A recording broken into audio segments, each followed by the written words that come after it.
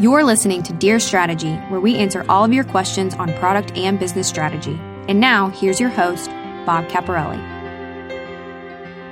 Welcome to another episode of Dear Strategy, where we answer all of your questions about product and business strategy. Real questions from real people in real companies, just like yours. Welcome back, strategy creators, to episode 97 of Dear Strategy. Getting closer to 100. Very excited about that. I don't know if we'll do anything special or not. We'll see. But 100 is pretty cool. So we're almost there. But I don't want to take focus away from 97 because that's pretty cool too. Before we get to today's question, make sure you go out and visit the sponsor of the show and the company that I own and founded, Strategy Generation Company. You can go visit us at strategygeneration.com. We offer training and tools and workshops, toolkits. If you like what we do on this show, you're going to love our classes. So if you have a team of people, product managers, marketing managers, business leaders who need some help in developing strategies, thinking more strategically, or any of the supporting things that go along with, having a strategy, go out and check out some of the offerings that we have at strategygeneration.com. Okay, so do that after the show, though, because we have a great question here for you. Actually, we have two great questions, and we're going to combine them together into one answer because there's similar themes, slightly different variations. We've done this before on the show where we kind of combine a couple of questions that are similar. So here they are. So question number one is, Dear Strategy, what's the best way to get continued buy-in to my strategy and ensure that the organization remembers it and ties their work back to that strategy?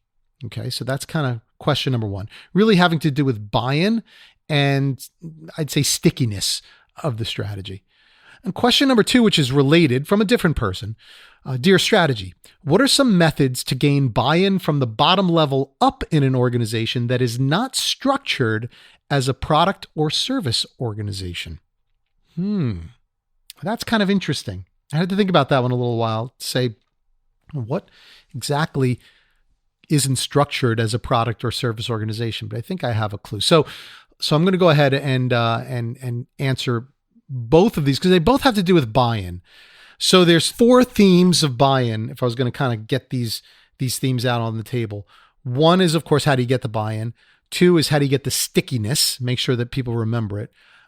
Three is the bottom level up buy-in. And four is if you're not structured as a product or service organization. So it's all about buy-in in those different scenarios. So let me go ahead and get those one at a time. So the first is just to do with buy-in. And I'm not going to spend as much time on this as the others because frankly, we've covered this a lot in the show. When I do the blog post, I'll reference some of the other episodes and posts that we've talked about buy-in. But essentially what buy-in really is going to amount to is making sure that you involve as many people in your strategy as possible so everyone feels that they own it. When you create a strategy in a bubble, then you're forcing it on other people. And everybody wants to have a piece of it, right? Everybody wants to be involved in it. Everyone wants to be asked about it. Everyone wants to have their own creative spin that's represented there. And although you shouldn't, develop strategies completely by committee, you definitely want to make sure that you get as many inputs from as many different departments and even individuals as possible. And even if you're not using their direct input, the fact that you got their input, you had the conversation, and you've kind of preset the table as to what's coming, that's going to go a really long way because people are going to feel like they were part of the process. That's really going to help you get the buy-in of the organization. Okay. So that's kind of part one. Is getting buy-in is about involving people before you impose a strategy on them. All right.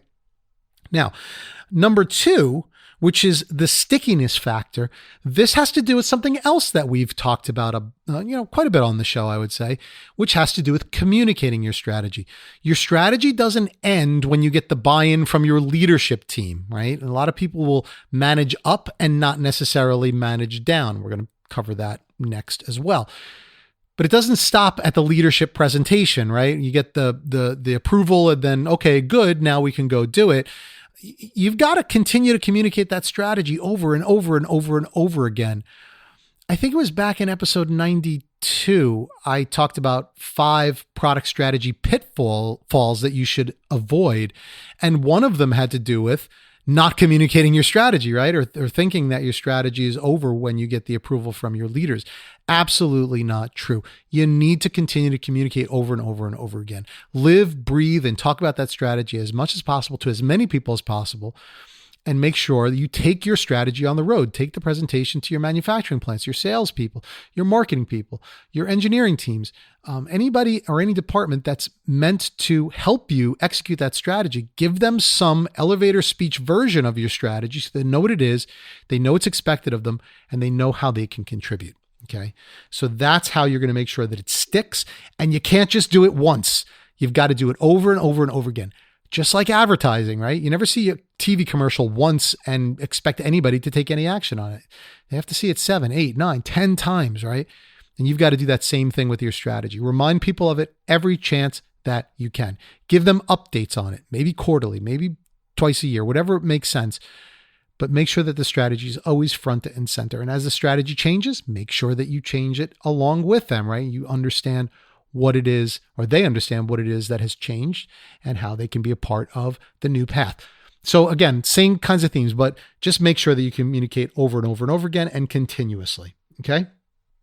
Now, item number 3 or part 3 has to do with bottom up.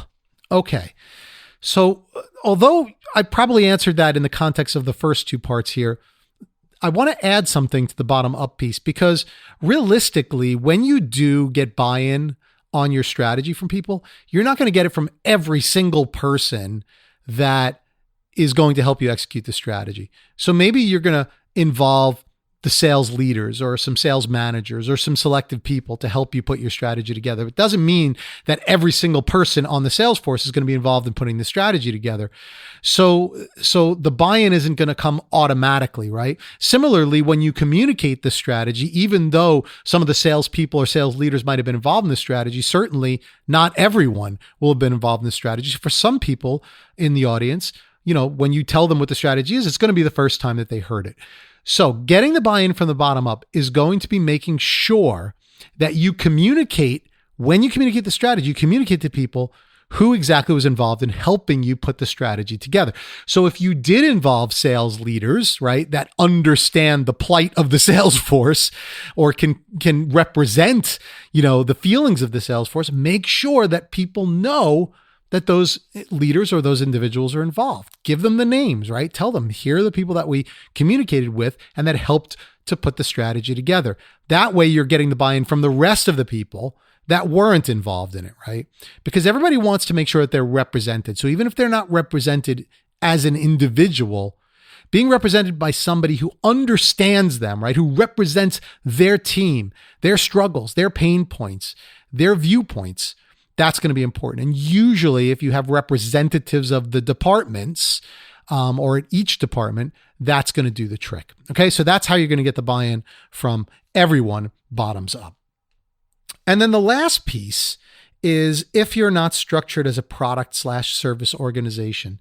And I have to be honest, at first glance, I'm not really sure what that meant, right? Because if you're putting together a strategy for business, you're more than likely, selling some type of a product or service. I couldn't think of a situation where that wouldn't be the case to some extent. By the way, if you can think of one, feel free to, comment on the blog that we do, contact the show, let us know, because I'm really interested if I'm missing something there. But I think what this concern is more around has to do with the actual way the organization is structured. So it's not that you're not selling products or services, but you're not necessarily organized by products or services.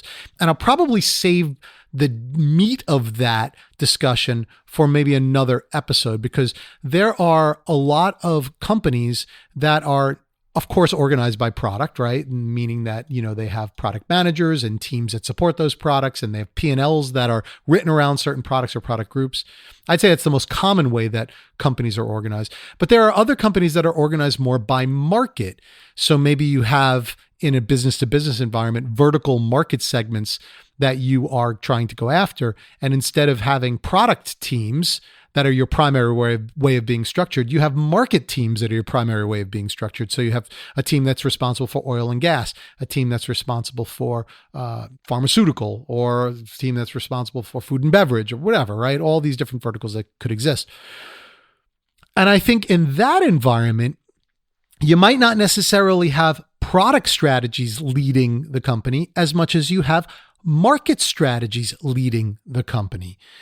So I would say that is a very valid, approach for some companies.